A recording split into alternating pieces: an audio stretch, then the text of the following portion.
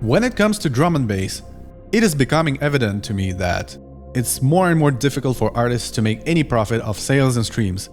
And honestly, I know that as someone who generated anywhere between 15 to 20 millions of streams across YouTube and Spotify, and I also own a label, not everybody knows that, so I understand just how much of a fuckover this is.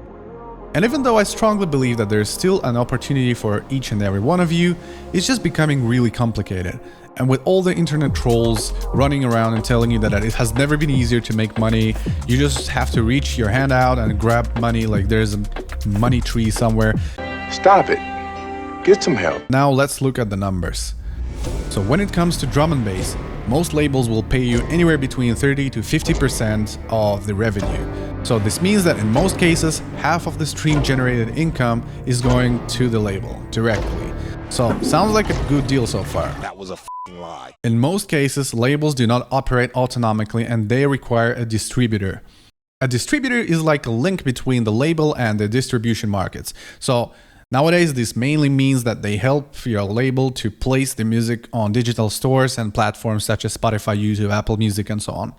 And it does sound like a great run of business, but here's where the shitty part kicks in. Depending on the conditions of the contract between the label and the distributor will take away anywhere up to 50 or even 70% of the share from all label profits. So here's quick math. Spotify pays you anywhere between 0.3 to 0.5 cents per play. Let's be generous and count it as 0.4.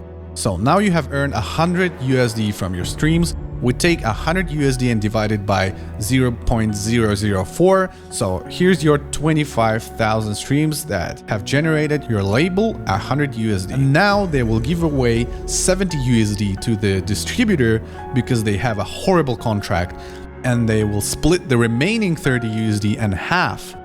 Well, your 25,000 streams have now earned you only $15.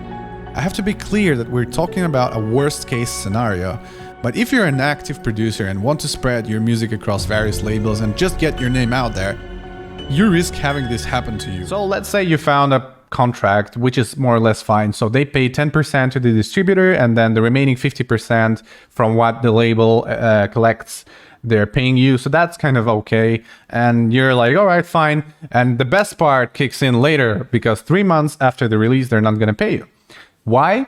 Because they just can't ignore you. You know, you're not going to do anything. Your contract is meaningless, even if you have one, but most labels actually don't even have one. So honestly, be very, very cautious and conscious about where you're signing your songs.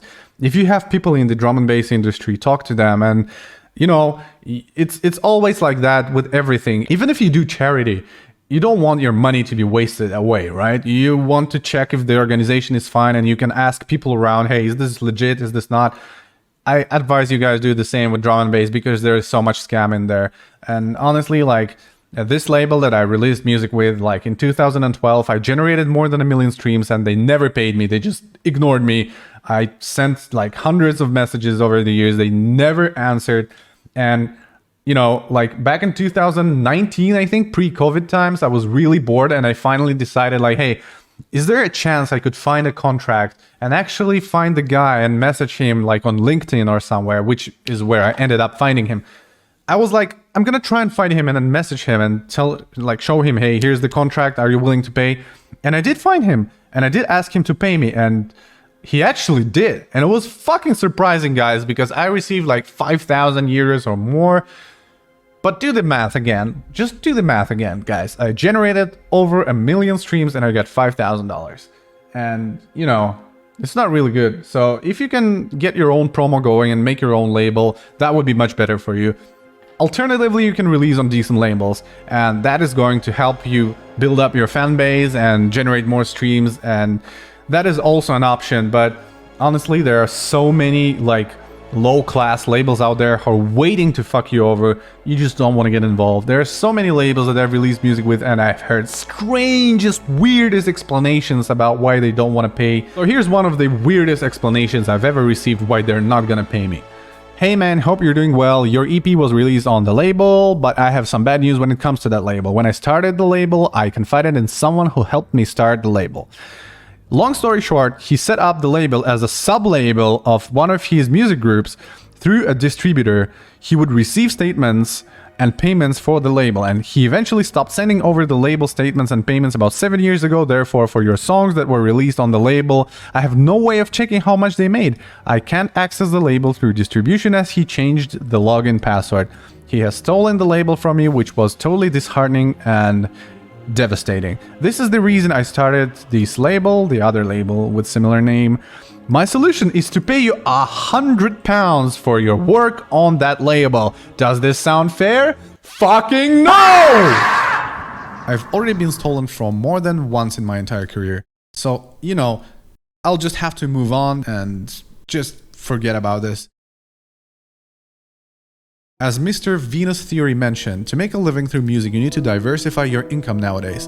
And even then it's barely enough. Look at this guy, he has so many followers and he still has to work for side businesses to make a living. It's freaking sad to see that most legit drum and bass producers make only a very small amount of profit through DJ performances and then nobody buys their music anyways.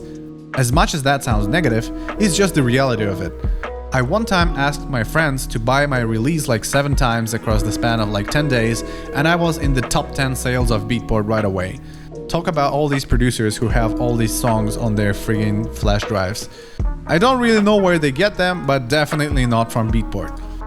When launching your career, sometimes you may have to perform for free as well, and sometimes people get used to that, so they will try and convince you to perform for free again. So what is all this negative video about? Are we supposed to just stop writing music? No, but with the amount of competition nowadays, with the amount of scam, it is for the sake of your own mental health to make a wise decision. Are you in there to become a full-time producer, or are you just doing this for fun? If you're doing music just for the love of music, that's wonderful and we'll surely hear from you one day. The DNB community is a really friendly group of people and they are very kind and very supportive. But don't be surprised if your music never truly makes it, or if you never get to even DJ abroad once. If you really want to make a decent living as a drum and bass producer, honestly you better have great analytical skills and a very adjustable mind. If you wish to sign with decent labels that can actually offer you something, you know, decent revenues, some gigs and this and that, you have to be able to provide them with the format that suits them. If you're one of these guys who hates on mainstream dance floor type of drum and bass, congratulations, you have just decreased your chances of making it to practically zero. So here's a wise career decision to make. Do you want to make music that sells, or do you want to make music that you love? And I know for a fact that most of musicians do not like entry-level pop music, and that's because musicians value music that requires analysis, and it brings them joy to hear some innovative and creative sounds that have never heard of before, or to see some innovative artistic approach. However, that is not how most people think in the world. You decide, do you want to make music for yourself, select few fans and a couple of artists who are gonna dig your sound, or do you want to make music for everyone else? And here is the actual answer. Just do both.